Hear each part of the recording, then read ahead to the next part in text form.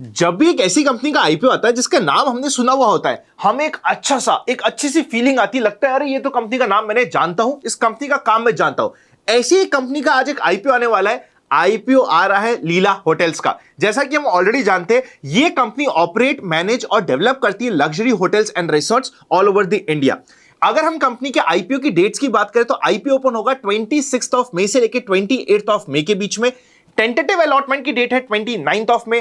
Refund या फिर आपको शेयर्स, देखिए होता क्या है, रिफंड मिलने में कई बार एक आधा दिन का डिले हो जाता है, शेयर्स मिलने में भी कभी कभी डिले हो जाता है, पर जिस समय लिस्टिंग होगी, यानी कि हमारे इस केस में है 2 ऑफ जून मॉर्निंग 8 सवा 8 से पहले पहले आपके पास शेयर्स आ जाएंगे। अगर अलॉटमेंट मिला हुआ तो इसका आप बेफिक्र हो जाएगा, ये पक्का काम हो जाएगा।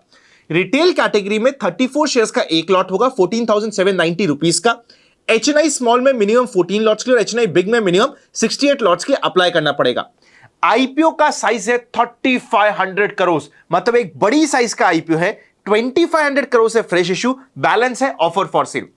इतनी बड़ी साइज के आईपीओ में एक चीज ध्यान रखिएगा, अगर एक पर्टिकुलर कैटेगरी ओवर सब्सक्राइब होती है तब तो उस कैटेगरी का जितना बेयर मिनिमम अमाउंट है सिर्फ इतना ही आपको अप्लाई करना है। पर अगर कोई कैटेगरी ओवर सब्सक्राइब नहीं होती है, बिलो 1 का सब्सक्रिप्शन रहता है, तो फिर अगर उसमें आप ज्यादा अप्लाई करेंगे तो आपको ज्यादा अलॉटमेंट मिल जाएगा। इस रूल को एज अ प्रोसेस ध्यान रखिएगा। इश्यू का प्राइस बैंड है 413 से लेके 435 रुपीज का। कट ऑफ प्राइस यूज होती है रिटेल में और एचएनआई कैटेगरी में 435 के प्राइस को आपको टाइप करना पड़ेगा। ये प्राइस बैंड जब इनिशियली बात हो रही थी, आई वाज एक्सपेक्टिंग 340 350 तक का आ जाएगा, पर जो एक्चुअल प्राइस बैंड आया है वो मेरी पर्सनल एक्सपेक्टेशन से थोड़ा सा ज्यादा आया है। मुझे क्या होता है, मुझे लगता है यार जो रिटेलर्स काम करना चाह रहा है स्पेसिफिकली बड़े आईपीओस में, उसके पास मार्जिन ऑफ सेफ्टी रहे तो मुझे थोड़ा सा ज्यादा कंफर्ट आता है। This is my personal opinion, कोई एडवाइस कोई टिप नहीं है, सिर्फ वैल्यूएशन के रिलेटेड जो प्राइस की पहले बात हो रही थी उसकी एक्सपेक्टेशंस में थोड़ा सा ऊंचा प्राइस आया है, ये हमारे सामने है। एनएसई बीएसई दोनों पे लिस्टिंग होगी। क्यूआईबी के लिए 75%, रिटेल के लिए 10% और एचएनआई कैटेगरी के लिए 15% का कोटा होगा। आईपीओ से पहले प्रमोटर की होल्डिंग थी 100% की और आईपीओ के बाद रह जाएगी 75.91% की। अगर हम फाइनेंशियल्स को चेकआउट करेंगे, एसेट्स तो ऑब्वियसली जितने भी होटल की कंपनीज होती है उनकी बहुत अमेजिंग होती है, 8200 करोड़ के ऊपर का है। रेवेन्यू की ग्रोथ रेट भी ठीक रही है, 900 करोड़ से बढ़ते बढ़ते पिछले 2 सालों में 1400 करोड़ से पहुंच गई है। कंपनी लॉस बनाई थी 2023-2024 में, पर 2025 में कंपनी ने 47 करोड़ का प्रॉफिट बनाया। देखिए, एक होटल की company specifically after Covid loss बनाती है तो मुझे ज्यादा अच्छा नहीं लगता, क्योंकि आफ्टर कोविड तो एक बार लोगों ने रिवेंज में जाके ट्रैवल किया है, और उस समय जितना मैं लीला की प्राइसेस को जानता हूं, लीला की प्राइसेस भी बहुत ज्यादा बढ़ चुकी थी, बिकॉज एक साथ से लोग आए थे, ट्रैवल करना चाह रहे थे, पर फिर भी कंपनी लॉस में थी। ये हमें ध्यान रखना है। कंपनी की लेटेस्ट नेटवर्थ है 3600 करोड़।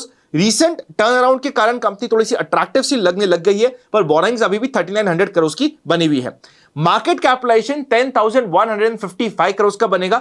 रिटर्न ऑन नेटवर्थ 1.32% का है। प्राइस टू बुक वैल्यू 2.92 की है। ईपीएस पोस्ट आईपीओ रह जाएगा 2.04 का, और पी रेशियो पोस्ट आईपीओ निकल के आ रहा है 213 का।